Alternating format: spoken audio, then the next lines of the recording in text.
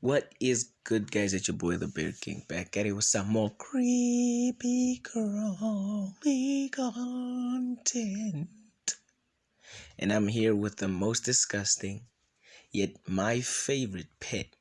And this is the slime mold. Now, it's not a real slime mold. It's not a true slime mold. I mean, it's not a true mold, but it's actually like a big cell of, what were they called? Damn. I'm gonna link the names in the video. But anyway, these are all single-celled organisms that at some point decided to come together, in some seasons or under specific conditions, come together and form one mass to make survival easier. I've had this slime mold for about since the whole pandemic started. I found it on some wet wood right after the rainy season, while it was still warm in the beginning of the year. So that was around March, March, around there. And I put it in like just a tub, just a container I found at home, and it seemed to be growing and living well.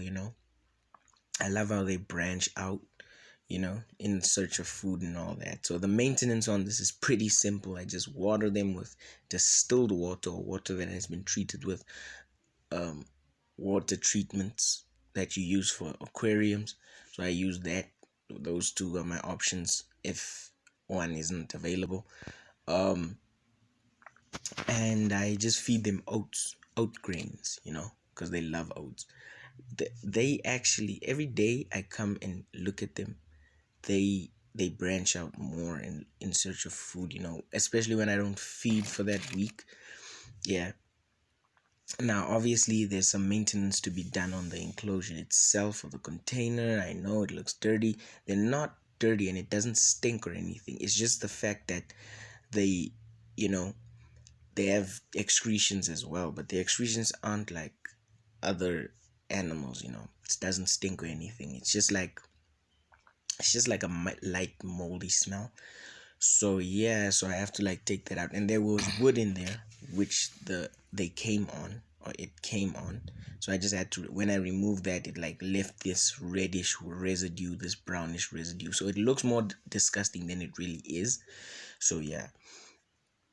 Anyway, yeah, and if you look closely, they're actually feeding on a oat grain right there in the middle. But yeah, you might not be able to see that because it's completely covered by the slime mold, because they're busy digesting it, secreting digestive enzymes on it, and just taking that up. Now, I was kind of disappointed because they don't grow as big as the ones I see on videos, you know. And I tried feeding more, but that just caused what do you call it? That just caused um that caused mold to grow, actual mold. And then the mold started competing. Okay, here I'm just feeding. So here, this is the day I actually discovered that there were mites in my container. So I decided I was gonna, actually worked out a way to as you can see, the whole the branching out decreased. So yeah, they do move. So I decided I'm gonna feed, okay, the mites feed on the same food that the slime mold does. So I thought, now, okay, cool, I'm gonna like get rid of them and do a overdue cleaning of the enclosure itself. Now it's pretty easy to clean the enclosure also. So I just put like a bunch of food on one side of the container now, and then I just left them wait, and then I waited for the mites to get, find the food, see that there's an abundance of food, and then boom, eat. And while they're eating, I'm gonna remove the slime mold, which is on the other side, the far side, the other side of the enclosure container.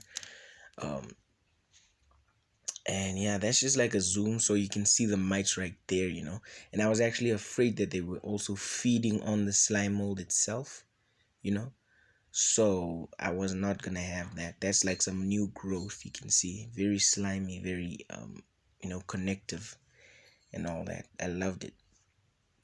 I actually got into slime molds after I watched Fringe, the episode where the mutant slime mold was, doing the things that slime mold does, which is grow and eat everything.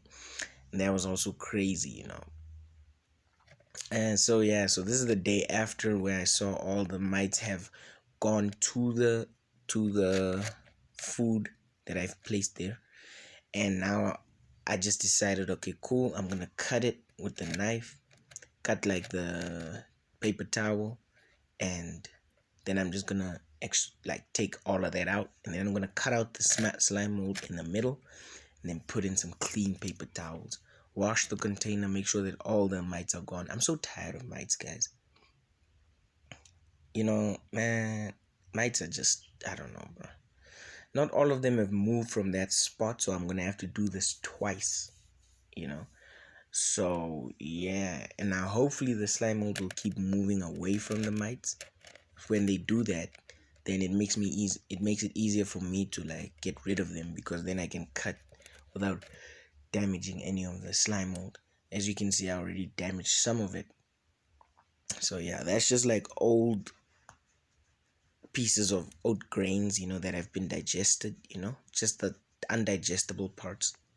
So yeah, so this is like the piece that this is the piece of my culture that I'm gonna be transplanting or transporting onto the new paper towel once I'm done with it. All right, so after that, so yeah, y'all can see.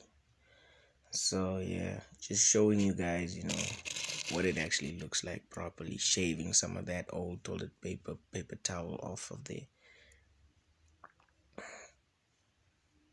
Just shaving as much as I can off of there. I had to sacrifice pieces of the slime mold, but yeah, it will regain all of that.